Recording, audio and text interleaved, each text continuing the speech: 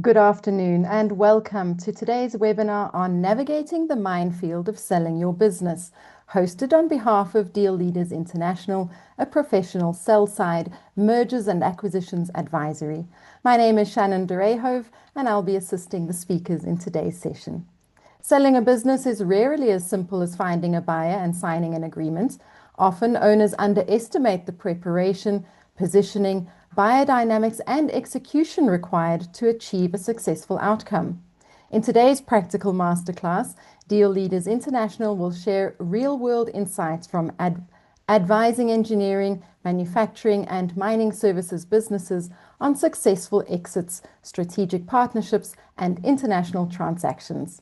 You'll leave today's session understanding what acquirers are really looking for, why the right buyer matters more than most owners realize, and how preparation and process can dramatically influence value and outcome.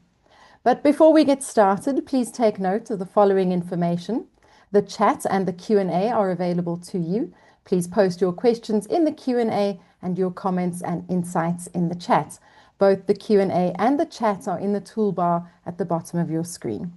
Please also be aware that we are recording this webinar and will send the recording to you when it's available.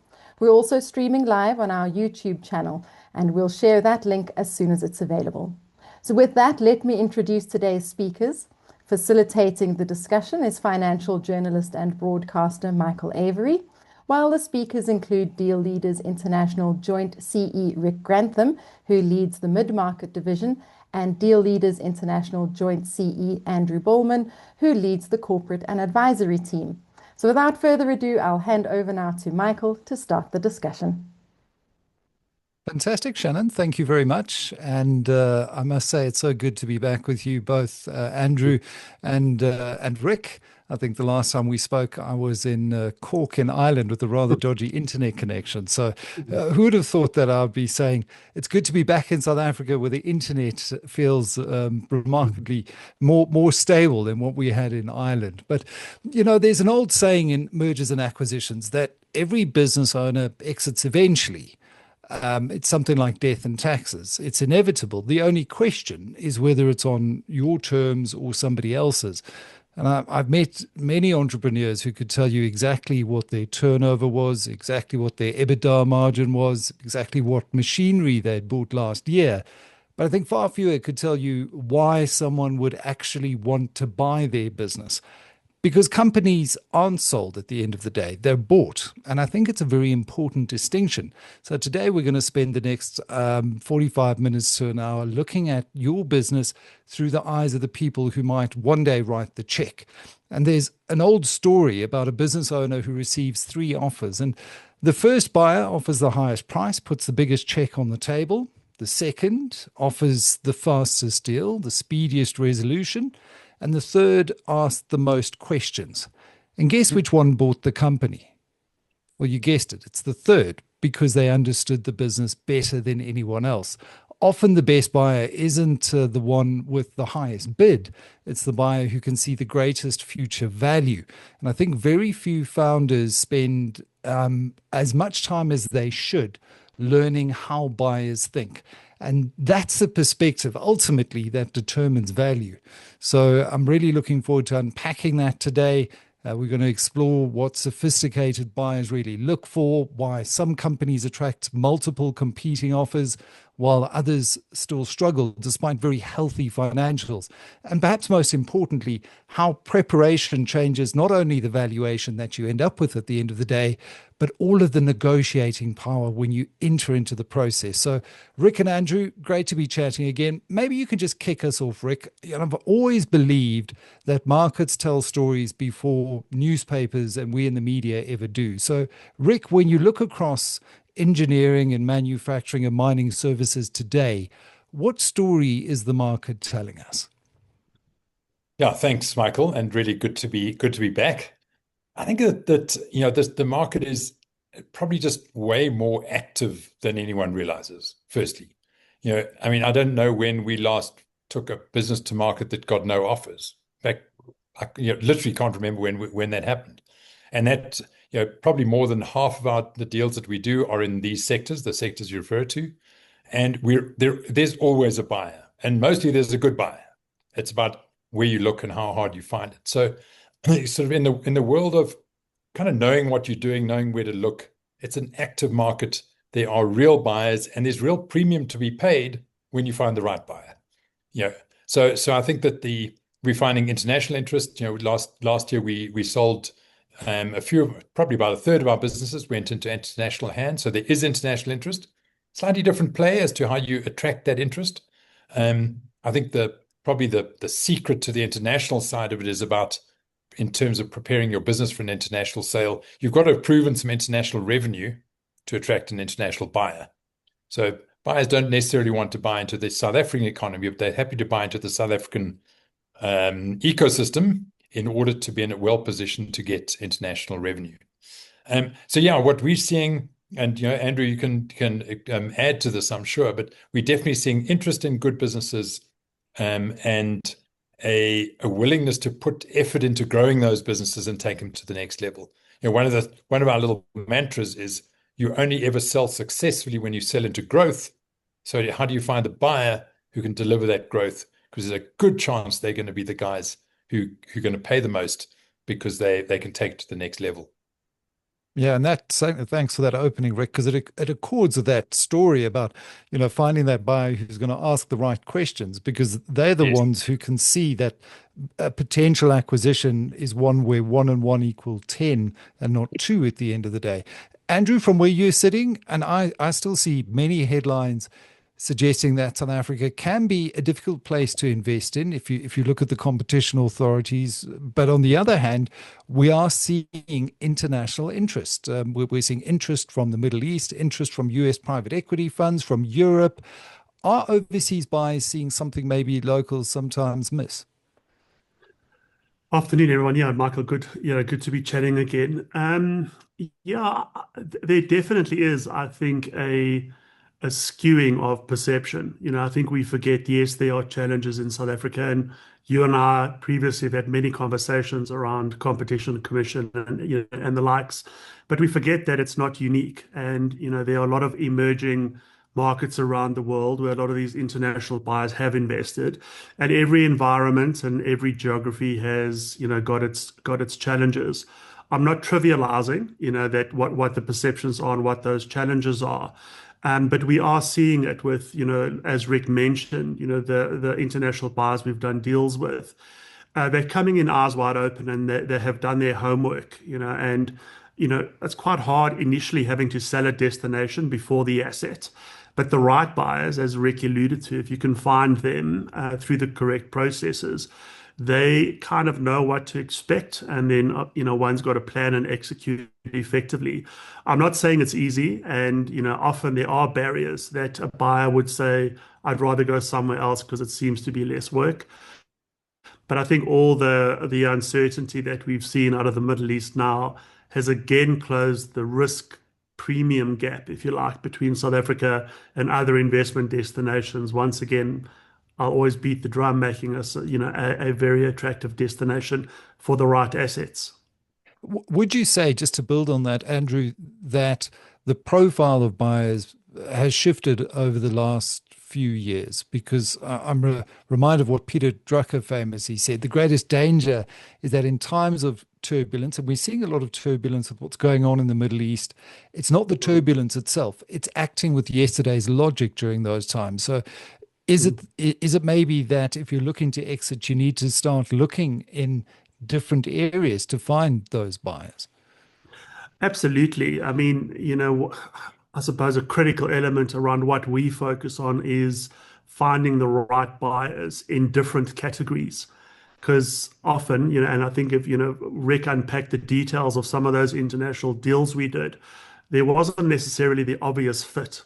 And so, yes, to answer your question, there's some key questions someone has to ask and filters that need to be applied to say, where do I actually look for the right buyer?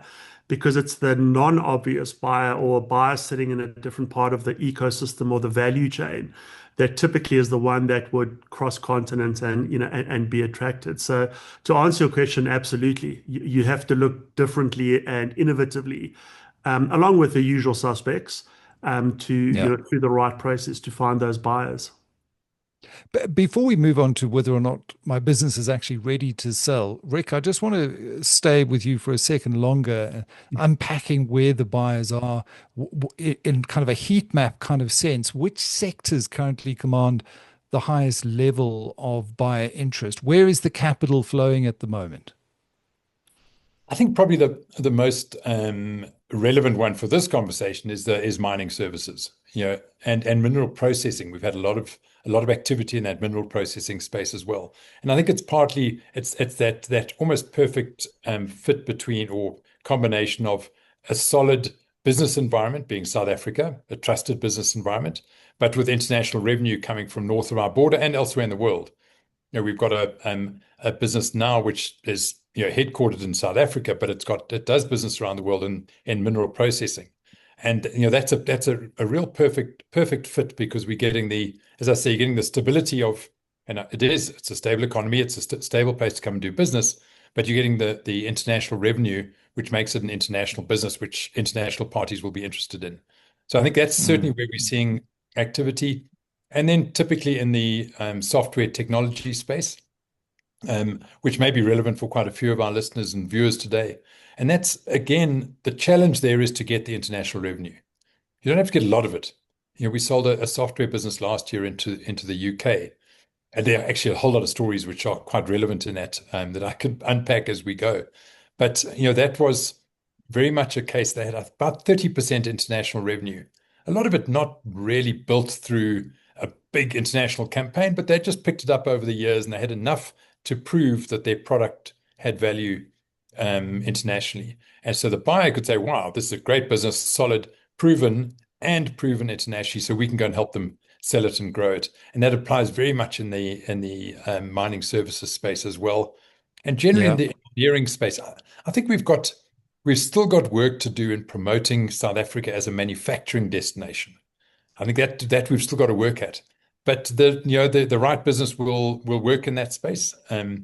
What I found particularly interesting in that software business, so I might refer to it quite a lot, but when we spoke, particularly buyers in the US about that business, they either said, and we spoke to a lot of them, 130, I think, companies that potential buyers we spoke to, they either said, we don't invest in South Africa or outside the US.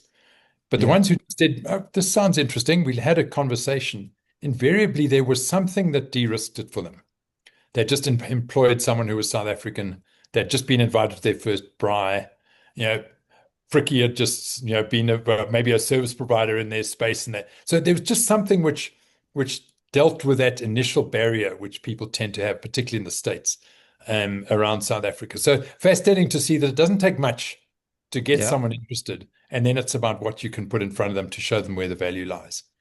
Well, I mean, I say this half in jest, but who knows, with the next Rugby World Cup being in the United States, what the Springboks might do in order to, just de-risk the perception around South Africa, which, I mean, it's soft power at the end of the day that you're referring to. Very interesting. There's a listed mining services businesses. They operate in the raised boring and drilling space, master drilling, who are doing exceptionally well, even though we have seen a bit of a downturn in commodities thanks to the war in the Middle East. Still a business that's got a lot of international diversification. And they built the business in Fochville, of all places, and they are globally recognized as the world leaders in this space. And I think there are so many of those kinds of stories, to your earlier point. When it comes to whether or not my business is ready to sell, and you sit down with all kinds of founders across sectors here, Rick, and Risk is probably a better second name for you, because a lot of what you do is look at where the risk is. And the big money is not really in the buying or the selling. Often it's in the waiting and understanding that. So it's also in the preparing, I think. How do you know when a business is genuinely ready? When you sit down with the founder and they say, right, I'm looking to exit, how do you know if that business is ready to exit? This is a fascinating question, because we've been unpacking it quite a lot in the business lately. And what's interesting is that most businesses are ready in one form or another. So partly you've got to look at, the obvious things. For example, if a business is doing less than about 20 million rand of EBITDA, it's probably not ready for a kind of big exit. You almost need a different process to find a buyer for that. But is it ready? Yeah, for a certain type of transaction, but it might not be ready for another one. Same, if you're looking at selling internationally, you probably need 3 times that. You probably need $3 million of EBITDA to be ready for an international acquirer. So really, it really depends what you're trying to achieve. But going back to the simple thing, so size is important. Size will always, the quality of the acquirer improves with size. There's absolutely no doubt about that. So size is one of the areas you've got to tick. Probably where people spend a lot of time focusing on, but often not doing much about, is succession. A lot of guys really struggle, and I think, all of us entrepreneurs kind of struggle to hire executive level people to take over from us. We know how to we don't know how to hire our replacements is often the challenge. So succession is a major topic, and there are different levels of readiness in terms of succession. You get the guy who is just such a control freak. The next level below him is, or her, is way down there, and it's just the business has this massive dependency. Well, that's going to be really hard to pull off an exit. But as you close that gap, different types of exits become possible, and often the exit is the solution to succession, even though in some cases succession is the block to an exit. So, I think that the trick here with readiness is about just being aware that the readiness is going to partly determine what type of transaction you're going to look for, rather than can I sell or can I not sell. And that, Andrew, sorry, carry on, Michael. No, well, I mean, that appeals certainly to, I'm sure, the engineers watching, in that it almost reverse engineers the process by sitting down and just saying, well, am I exit ready?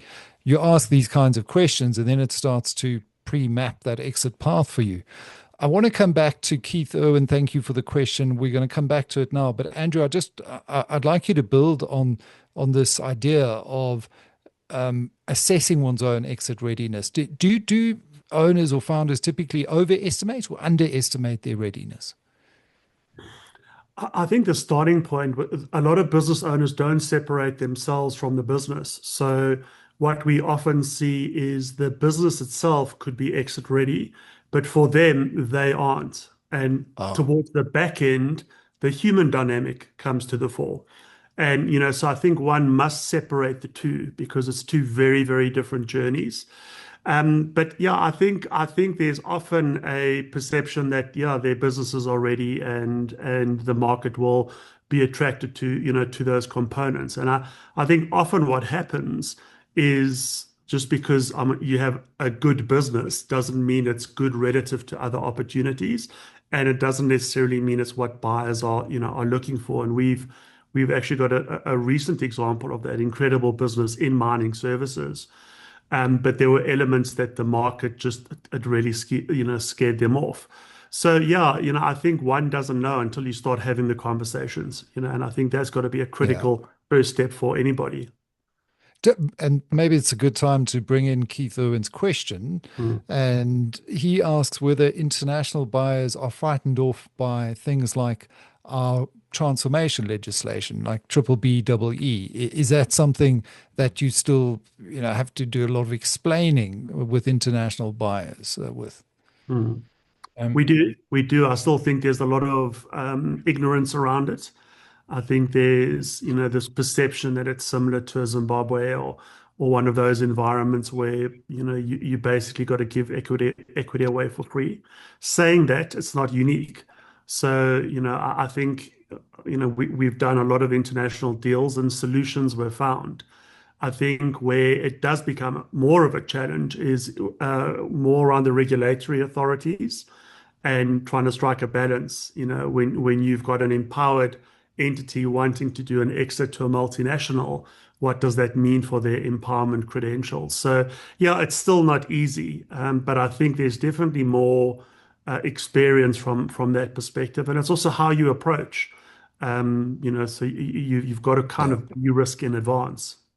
Yeah, I think if I Rick, can add to that, what are your Michael, thoughts there? Yeah.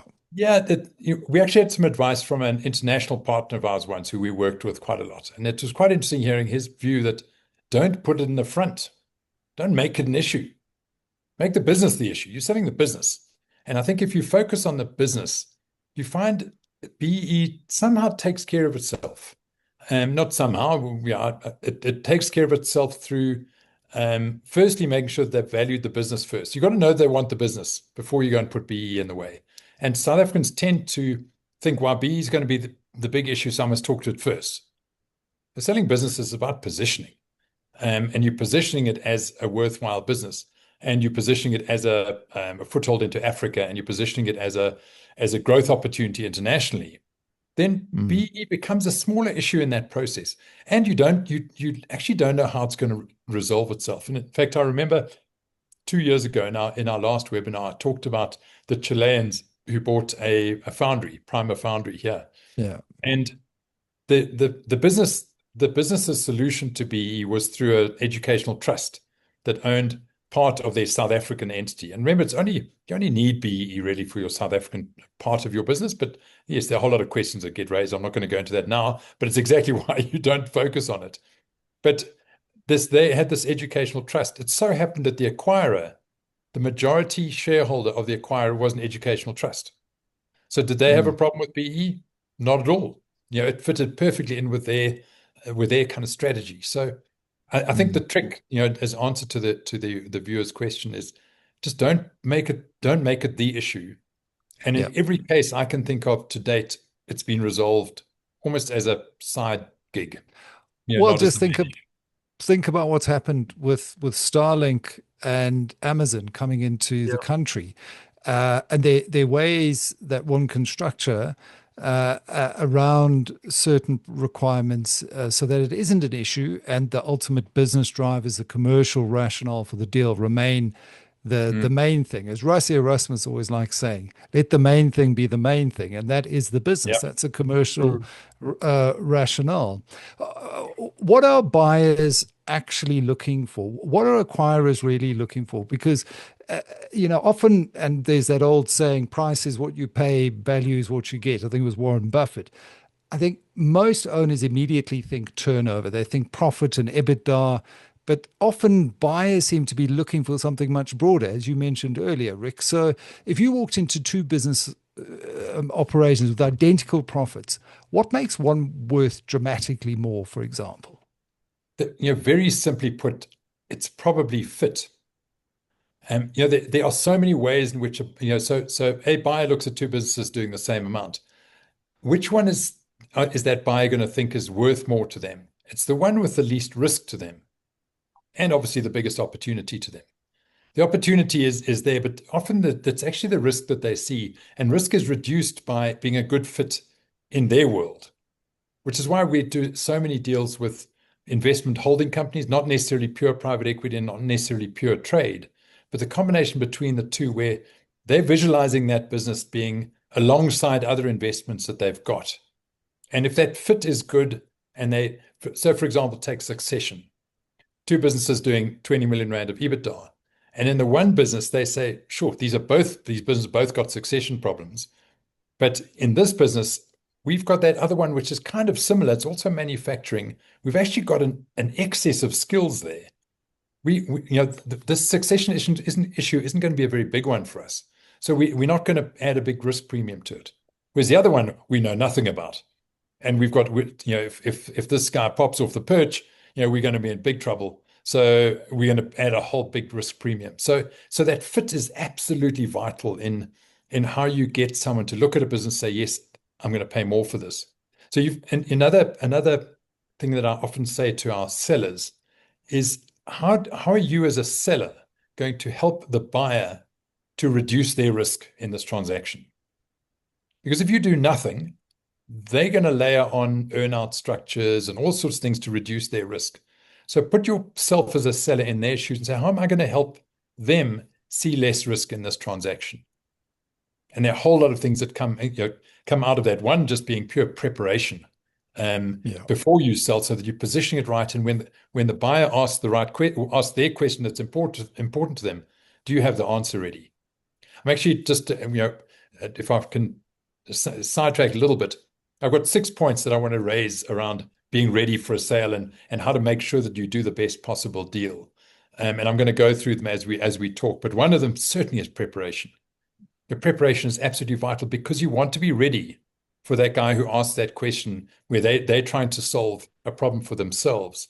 And if you've just knocked out a quick IM, information memorandum for the jargon from our industry, and that's kind of all you've got, a bit of financial info, well, you're not going to get very far in convincing them that this is a low risk deal. But if you can give them layers and layers of information which are going to help them feel more comfortable, chances are they are going to see less risk. So yeah, preparation is one of the ways you solve this issue of being the right business for the right party at the right time. And when does one begin that process to start preparing? Because if you look at the private equity model, for example, you should have an exit in mind when you're investing into a business, and that's generally a 7-year holding period. If you're an entrepreneur, founder-led business, is it maybe sometimes determined by the succession? So you've sat down, you've got an engineering firm, your kids want to be doctors, or I don't know, YouTube content creators. They don't want to be part of the business. And you think, well, now I need to look to exit. So is there a rule of thumb when it comes to this, or is every business different? To be honest, I think the biggest driver behind an exit is the founder or the main shareholder's needs. Let's keep it. Let's separate them from the business altogether. What is their, how secure is their retirement? Sort of what is their risk profile at this point in their life? How much time have they got? Here we get guys in their 70s wanting to say, well, I wouldn't give them a 5-year plan. His is now. Whereas, different people. So a lot of it needs to be driven by that personal position, personal energy and focus on the business. If it's waning and someone's starting to look elsewhere, they've, pressure from the family to move to the coast, those kind of things. Well, again, don't put in a 3 to 5 year plan. You've got to do it fast. You've got to move because your lack of focus on your business is going to do damage to it. Another interesting way to think of it is if businesses tend to grow in steps of growth. Each one of those inflection points where they're stepping into growth requires investment. So if you are a year or two away from, and you know that point is coming, but you know that you're not going to have the risk appetite to invest, well, then now is exactly the right time. You better move. And maybe the other things become less important. So I know I'm kind of, how long is a piece of string here, but it is about the individual or the shareholder's needs and requirements that must drive the timing. And then you must solve the problem through other means to make sure it works. But yes, if you were to say, get deal leaders ready for an exit, okay, bad example, but a typical business, you should probably put together a good year or two to get to that point. But a well-run business needs much less time, and that's the point. If you and to your earlier questions as well, if your business is well run, it's got good information. Your management, and this is probably my biggest bugbear, management accounts come out by the middle of the following month, not 6 months later. If you've got that all working, you're probably more ready than you think. You need to start having the conversation to work out, when I get there, what needs to be in, what else needs to be in place? Because preparation is actually part of your sale process. It's not a pre-sale process. So there is a difference. Yeah, and it's amazing. I've often spoken to founders who went into a process. They started preparing for an exit, and they got their business to a level in the preparation that it had never been in before, and they actually saw they still had some energy, and they could still see a lot more value. And so they thought, oh, wait a minute, and aborted the process and said, well, maybe I want to stay here for a couple more years. Does that ever happen to you? Absolutely. It happened to Andrew in a way that shot him like literally between the eyes when you go out and get guys an incredible offer. I mean, it was just below R1 billion. And the guys were so excited by the energy that the process had created and the work we had done to play their business back to them. They said, no, we're going to stick it out for another couple of years and we're not going to sell yet. I mean, that's when it doesn't work. That's a hazard in your business. Exactly. But absolutely, Andrew, it does happen. Let's just build on that, though. I mean, I think it was Brian Joffrey who once said to me that, selling a business is about buying tomorrow. So how do business owners convince buyers that tomorrow is worth paying for? Yeah, look, that's probably one of the toughest things to achieve. I mean, you asked you Rick earlier on what do buyers look for, and buyers look for certainty and growth. If you were to ask me two elements, and I think everybody who's been through a process or sat on the other side of a table, when you see an information memorandum or forecast, it's always ironic that as a business goes to market, there's a huge hockey stick. All of a sudden, it's going to just shoot the lights out. And I think it comes down to, what are the fundamentals of your business and how do you prove what you're going to achieve in the future? And I think Mm, speaking or building on what Rick said, that's where the preparation component comes in because we've seen it so many times where we work with the clients and we can bring a degree of science, I guess, to how you model this out and prove it, looking to the past to prove the future. And we often, and a lot of business owners are looking for this high multiple. And yes, the multiple itself is driven by, what this growth trajectory looks like. But the flip side is a multiple of what? So you've got to prove that your number is either sustainable or going to get bigger, and this growth trajectory is going to present itself. And that's where I think a lot of, the international interest, like Rick spoke about earlier, is you've got to have traction. And if you've got to leave enough growth for the next person to get excited. So there's a lot of, I'm going to say, engineering and modeling to how you get that right. But the starting point is to fundamentally understand what the drivers are for your business and then be able to show a buyer why it works and why it's going to keep working. Because they've got to be able to audit that somehow. And that's where governance and documentation and process also becomes important because then that sits independently of a business owner and it's something that can be on-sold through the process. So very, very difficult, but definitely achievable. And that's probably one of the yeah. most important things that you've got to get right to get premium pricing. There's a question here that I'm not sure we can answer, but I think we can give it a try. Terry Ramabulana, thank you very much, Terry, for the question. What makes a good innovation embedded into an SME business, which is at an international level saleable or would attract a suitable international partner to grow with the business before thinking of selling? So I guess to maybe rephrase, what is that kind of IP that is going to attract international interest? Rick, I don't know if you want to take that. Yeah, it's a great question because it also fits in a lot with the kind of tech world as well, in that the innovation on its own isn't worth much. It's what has been done with that innovation.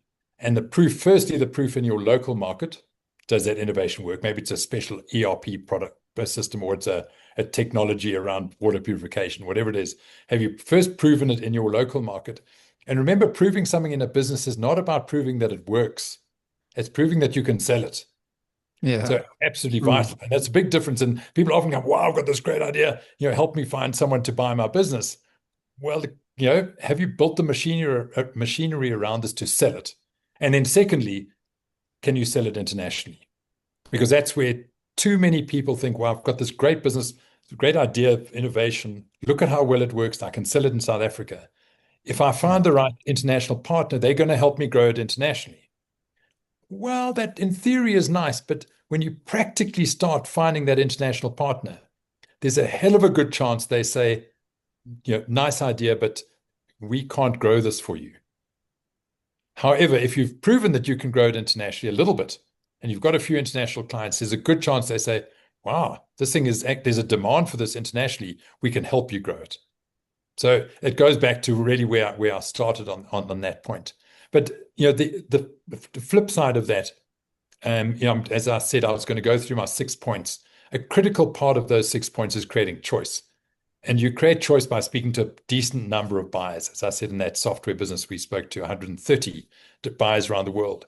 So if you do start unpacking and you focus on your research around acquirers, there is a chance you find that perfect of acquirers who might want that business.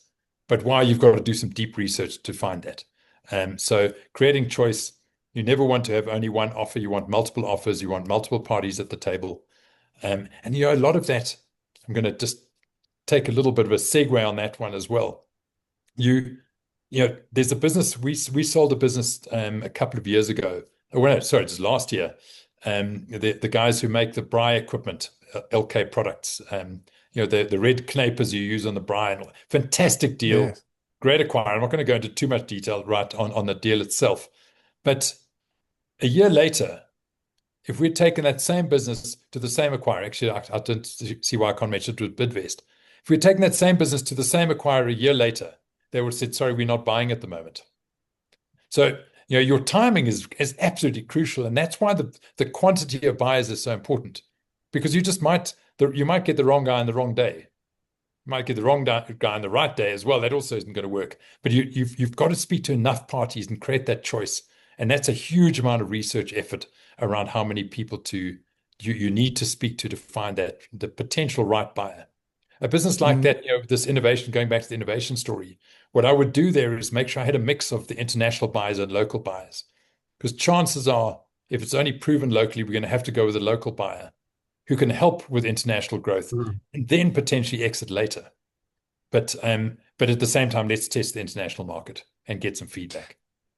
And you kind of pre-answered to an extent what I was going to ask you about, why an entrepreneur, I mean, if you've built a successful business over 30 years, say, why on earth you would suddenly hand over a percentage of the proceeds to an M&A advisor, for example.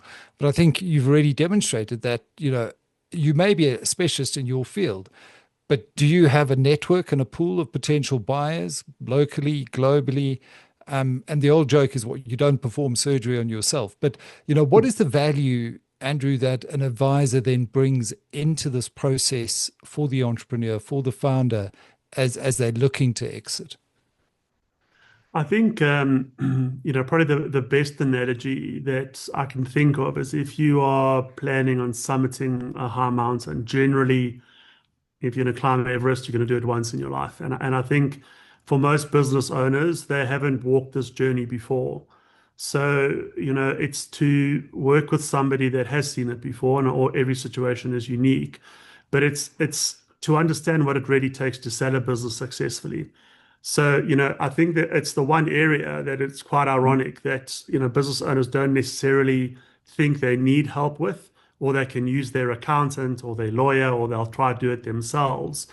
And there's a realization that, they either fail or they're going to leave money on the table because there are so many moving parts. It is so difficult and so much work to find the right buyer, get them to the table, package, get the equity story right, and manage the risks and all of those things. So I think it's around, the need to have that guide if you want to sell well, versus just, wing it and see how that plays out. And then it comes down to what type of guide are you actually going to get? Because it is a challenge, and I think it is disruptive. And it's one of the few times in life that you pretty much get one shot to do it properly. And I think it's often underestimated from that perspective. So yeah, it's if we look at the transactions we've done and what we've achieved for those clients, I think Rick will agree. I don't believe they would have achieved that on their own. But we're also very fortunate. We couldn't build these businesses that the attendees have built over the years. We can thin slice one element, which is that exit and what it takes. And ironically, you can build an incredible business for 30 years. How you exit is going to have the biggest impact on you financially and your legacy. So yeah, it's it's the same as don't operate on yourself. If you need specialized heart surgery, you're not going to go to your GP. And Yeah. I think from that Maybe, perspective, Andrew, if I yeah. can add some good practical ideas Yeah. to that. For example, that we sold a business last year, the offer range was from basically 200 million to 400 million. So if you're okay with the 200 million, then do it yourself. Mm. Yeah.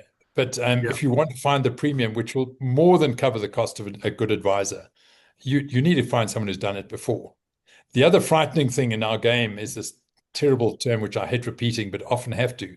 When a deal is 99% complete, it's got a 50% chance of failure.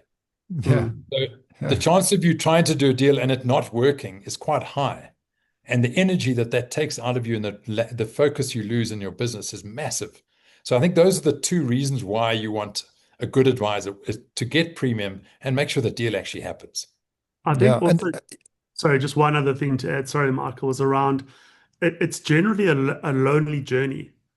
I think a lot of business owners, they don't have a support structure around them. And even if you've got more than one shareholder, every shareholder is on their own journey. So from that perspective, you need a peer with you to walk this path. And yes, it may not be predetermined, but from that perspective, it's to get that objective perspective and insight. Sometimes to take the phone call after we've won the rugby or lost the rugby, hopefully more won. yeah. Those issues or that approach can't be underestimated. So there's both, I suppose, qualitative and quantitative reasons. Yeah, and I mean, to be honest, the most compelling for me is just that this is what you do for a living. For an Mm, entrepreneur, they're going to do this once, maybe twice. I mean, you mm, get some serial entrepreneurs who can grow and exit multiple very large big businesses. I think those are the outliers. In the main, you're dealing with a business that's been built up over decades by a founder. They're going to get this one swing at it. And why not go and speak to people who've done multiple transactions, who understand the lay of the land, the nuances and the risks and the common avoidable mistakes. Cesar mm. Fallotti, thank you very much, asks a great question that I think feeds into this. What is the most common avoidable mistake that sellers make that reduces negotiating leverage during a transaction? Andrew, I don't know if you want to pick up on that one. Yeah, I think there's probably a laundry list of them. I think there's a couple. So the first is listen more than you speak. I think a lot of buyers, there's I suppose it's the A-type personality in entrepreneurs. You want to wrap it up, you want to do the deal. But in many cases, the right buyer may not put the best offer forward initially. So it's really understanding that. I think it's also putting yourself in the other person's shoes. So that bridge or that divide needs to be addressed. I think another challenge is leave your ego outside because it's not personal. And I think from that perspective, it's trying to understand why would somebody buy this or why are they not so interested. And then, yeah, I mean, Rick, you can add in a couple here as well. But the last one I'd say is also just not being prepared mentally and being prepared from what we spoke about earlier from a business perspective. Because I think that, it's reacting versus, to what the market is giving you versus telling the market what you want on your terms or what your non-negotiables are. So being prepared allows you to have a strong foundation. And often we'll speak to a client who's been approached cold and now they want to do this deal. And, in those situations, you've lost control. So I would say for me, those are three key areas that one can lose it, through the process. Yeah, Yeah, Rick? to add to that, I mean, the biggest mistake people make is they put a price in their business. Hmm. So start there. Never put a price on your business. That's probably never put a price and never force a deal structure. A lot of guys will say, okay, I want to sell it for 100 million and I'm prepared to do an earnout on 25 million. I'm prepared to do this and I want to do that. He might have sold it for 150 all in, but he's actually, and chances are the first people to look at it say 100, well, that looks like you're being greedy, and they disappear. And the other guys take it for a steal. But invariably, when you start forcing your structure onto a buyer, they back off because there's something they don't like. So a big trick in this process is to get people to make their offer on their terms and then negotiate. Don't force your terms and then expect them to make an offer on that basis. They probably won't make the offer. Another one which I'll just add, and I think it's something that people don't understand, and this includes a lot of advisors out there, is the concept of deal heat. It's number 5 in my tips, my list of 6 tips. Is that you don't want to get to be speaking to people in series. So I speak to someone now, they make me an offer, I don't like it. I wait for the next one. 6 weeks later, I get another one. Maybe a few weeks later, I get another offer. That achieves absolutely nothing from engaging the market perspective. You want to be able to speak to a lot of parties at the same time and get all of your offers in a short time. Then you create deal heat. a little bit of tension from the market, a little bit of, oh, we know someone else, if we don't buy this, we know someone else will. So we better put our best foot forward. Over last year, the calendar year 2025, we sold 8 businesses, total value of 1.4 billion. In those 8 deals, we never had to negotiate price once.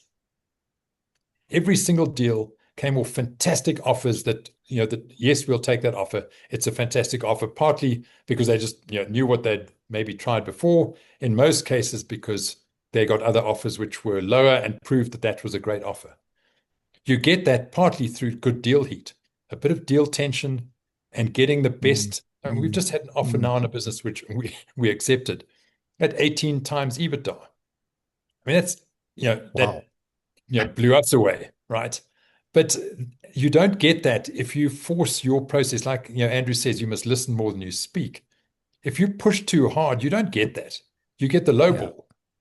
So these are massive mistakes that people make, is they don't know how to get the best out of the market, and so they try and control the market too much and control the buyers too much.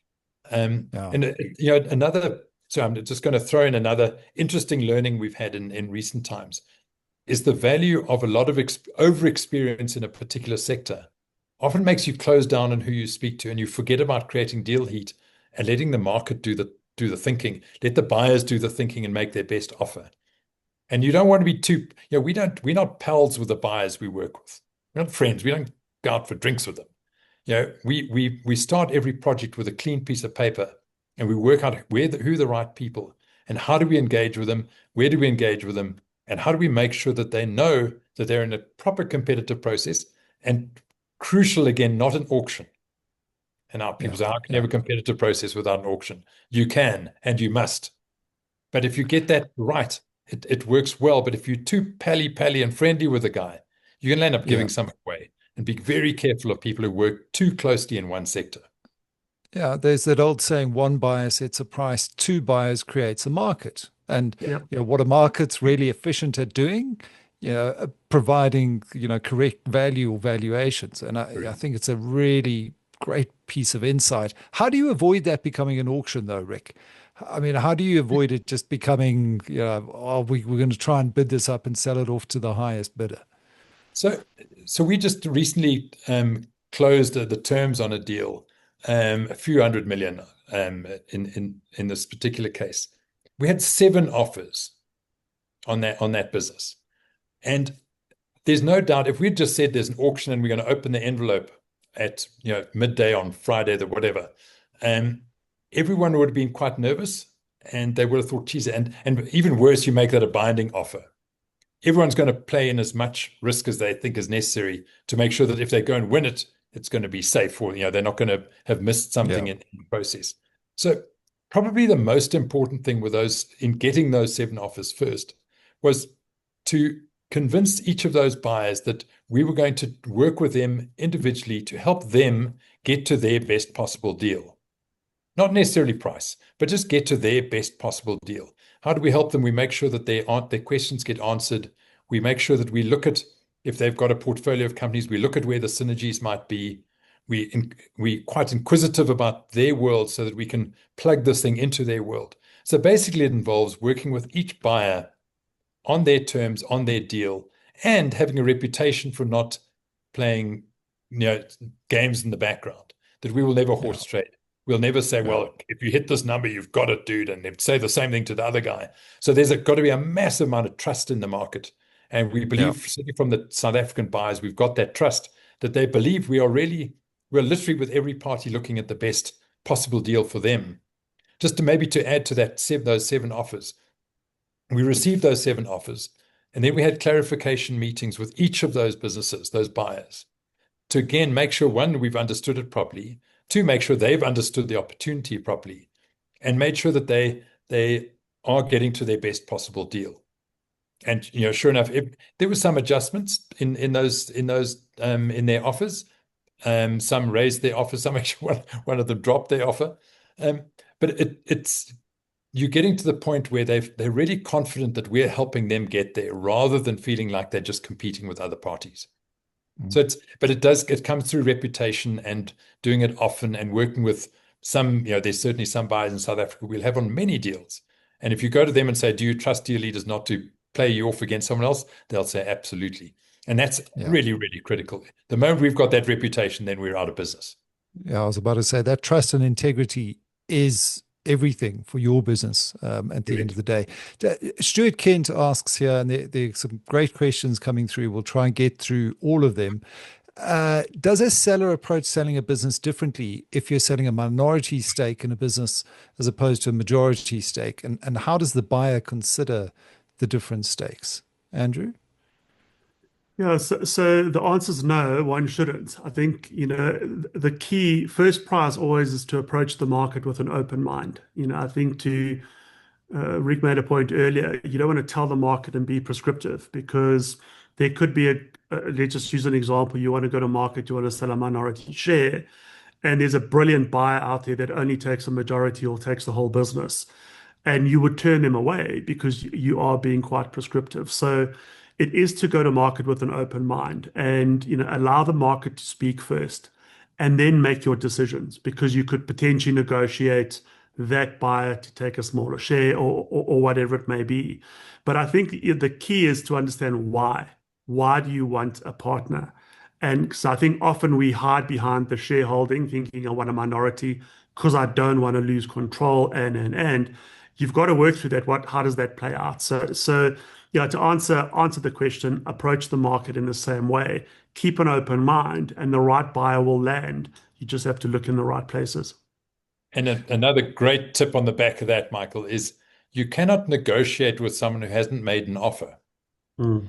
So your goal of market engagement is to get the offers. Then you can negotiate. So someone comes in at 55%, and now you've got a chance of negotiating them down to your 45 minority. But I tell you, if you told them at the beginning it had to be a minority, you'd never get an offer. So you wouldn't even know if they were interested. So remember, going to market is an information gathering exercise as much as it's a sale exercise. You've got to learn. And a guy who doesn't make an offer, you never quite know what that offer might have been. So you really want to encourage the market to make offers and then do your negotiating, not kind of pre-negotiate your deal. Yeah, yeah. And then you've kind of cut off all other optionality as a result. How do we find this market is the million or even $1 trillion question. Azalea Opurum asks, how do we find this market? Where do we find the buyers? What platform? I know you guys are plugged into all kinds of networks and platforms. How much can you share with us? Andrew? So I'm going to start and I'm going to let Andrew there. finish this one because I want to start it because I've got to cover my 6 points and I've only covered 3. So number 4 is finding the right buyer. And we go through 3 critical questions in how to identify the right buyer. For example, the right buyer can do better with your business than you can. The right buyer, we would look for non-competing but complementary businesses. And then the third question, we come and talk to get more on this, is where's the money? Because they've got to be good acquirers. There are too many people who love kicking tires are not good acquirers. They answer the first 2 questions, but they don't get the third one right. So finding the right buyer, absolutely crucial. And I'll leave Andrew to talk about the data and how we're using AI to help us with that. So the way to find the right buyer is you hire us. I mean, that's the first question. But in reality, look, it's all about, I think there's 2 ways to tackle it. One, there's research, and the other is market intelligence. And we subscribe to some really good databases, if you like. But it's all about market intelligence. And through our processes over the years, we probably engage over 1,000 buyers a year. So we've built up a comprehensive database of not through Google, through engagement and understanding what is driving what. The other is through international networks, because it's a very big world out there. So we subscribe to an S&P, and there are millions of companies out there. So if you're looking for a buyer, using a filter, you're going to find a whole lot. But who are those buyers that'll actually look at the asset and why? So we're part of an international network called Pandea Global. And there we've got partners in 34 countries, and that's market intelligence on the ground. And it's a full-time dedicated resource that one has to apply. Yes, AI is now brought in, a lot more capability into the space. But it's also about using AI in proprietary data sets versus just going out there and scraping generically. Because where Yeah. it is really difficult, and Rick spoke about that earlier, is about not only finding the right buyer, but you've got to find the right buyer who's looking now. And, so from that perspective, it is huge. It is the biggest and most expensive part of our business because, yeah, there's buyers and then there's buyers. And, so through that process, there's a lot that needs to be done. But unfortunately, yeah, there are broker platforms and there's buy side platforms and there's all of those things. But you've also got to decide how one needs to look. And unfortunately, the best buyers or sometimes not the obvious buyers. And it's the other thing is then how do you get them to look at your business? So there's many layers to this, and there's a lot of unfortunately blood, sweat, and tears, Yeah. and scars and t-shirts for us to Um, get there. But believe me, I wish there was a platform, and I wish we owned it, because then we would be for sale and we would fetch a really good multiple. but I think it comes back as well, Rick, to the point you made around preparation. Because sometimes, I mean, if you start early enough in the process, you might identify an acquirer that would be looking through a bolt-on acquisition to acquire your kind of business if you had this kind of geographic diversification, or you were specializing in this particular area in telecoms, for example, Yep. that you could add on to the business in the next 3 years, and you'd be able to converge with their strategy. So it becomes, a bit of reverse engineering again that starts with good preparation. And also, I noticed a question pop up just now. How do I know how much my business is worth? How do I get a valuation for my company? And these things they all combine. And I just want to mention here that we've created a product called the foundation phase. Well, it's actually the first engagement part of our process. Some people use it, some people don't. But that includes a formal valuation. It comes up with a range of values and a market approach. Who would we approach as a buyer and why? And I think just to also go back to some of the questions about fees. Not there weren't questions about fees, but kind of why I have an advisor. We've made that product a standalone product. People don't have to sign a mandate to get that service of the foundation phase, which is the valuation and the approach and all the things that we've talked about now. In literally this whole webinar, all of that gets into almost a consulting service, including, are you ready? Should you wait? Should you do it now? This is how we do it. And by the way, this is the range of values that we expect to get for the business. We generally come in at the top of that range, so we're quite conservative. But if one needs a valuation, the foundation phase is much better than evaluation because it goes into the how. How are you going to get to the top of this range of values rather than this is what your business is worth? But it plays into all of those points, all the points that Andrew's mentioned, that you're getting access to so much more IP and data that you simply just can't get to on your own. Yeah, yeah. And that valuation methodology, I mean, you can go and there are various discounted cash flow, EV/EBITDA multiple, but ultimately you've got to triangulate that. And then you've got to overlay what you've been talking about here, finding a buyer that is willing to pay that plus, because there is this other value add that you may not have seen often if you're only looking in your own pool.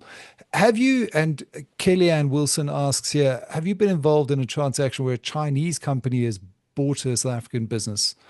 And if you have been, what have your experiences been? Have you dealt with any Chinese acquirers? Because they do seem to be keen to do business in South Africa at the moment. Listen, I think we even have Chinese people watching at the moment, so I certainly don't want to use they and generalize too much. But language barriers can be quite difficult, and cultural barriers can be quite difficult.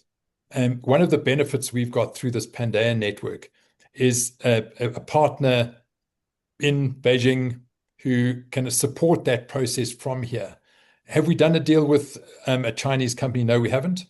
There's a lot of noise in that area, not noise. There's a lot of activity in that area at the moment. So we will always look to the east for buyers as well as the west. So we're not bound to one side. And we've got great partners both in Japan and China and India who can support that process. But I think the trick with selling a business to particularly a Chinese company which is not already present in South Africa is to work with a good advisor on the ground in China. People are invested here already. That's slightly different and a bit easier. But otherwise, the cultural and language barriers can be quite difficult.